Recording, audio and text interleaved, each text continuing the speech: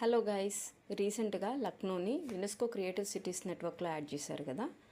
అసలు ఈ రికగ్నిషన్ ఎన్ని ఫీల్డ్స్లో ఇస్తారు అండ్ ఇండియా నుంచి ఎన్ని సిటీస్ ఏ ఫీల్డ్లో ఉన్నాయని బ్రీఫ్గా తెలుసుకుందాం ఈరోజు. లక్నోని గ్యాస్ట్రోనమీ కేటగిరీలో యాడ్ చేశారు.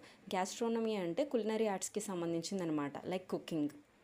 సో ఈ క్రియేటివ్ సిటీస్ నెట్వర్క్ రికగ్నిషన్ అనేది 7 క్రియేటివ్ ఫీల్డ్స్లో ఇస్తారు. ఏంటంటే crafts, folk arts, media arts, film, design, gastronomy, literature and music. ఈ లక్నో అనేది second city in gastronomy. Already Hyderabad అనేది మనకి ఈ ఫీల్డ్లో ఉంది. సో ఇప్పుడు క్రాఫ్ట్స్ అండ్ ఫోక్ ఆర్ట్స్లోకి వచ్చి శ్రీనగర్ అండ్ జైపూర్, మ్యూజిక్లోకి వచ్చి గ్వాలియర్, వారణాసి అండ్ చెన్నై, లిటరేచర్లో వచ్చేసరికి కోళికోడ్ సిటీ. గ్యాస్ట్రోనమీ ఆల్రెడీ చూసాం కదా. ఫిల్మ్ ఫీల్డ్లో వచ్చేసరికి ముంబై. టోటల్ లక్నోతో కలిపి 9 సిటీస్ అనేది యునెస్కో క్రియేటివ్ సిటీస్ నెట్వర్క్లో పార్ట్ అనమాట. మీడియా ఆర్ట్స్ అండ్ డిజైన్ ఫీల్డ్లో వచ్చేసరికి ఇప్పటివరకు ఏ ఇండియన్ సిటీ లేదు, ఇదొకటి గుర్తుపెట్టుకోవాలి.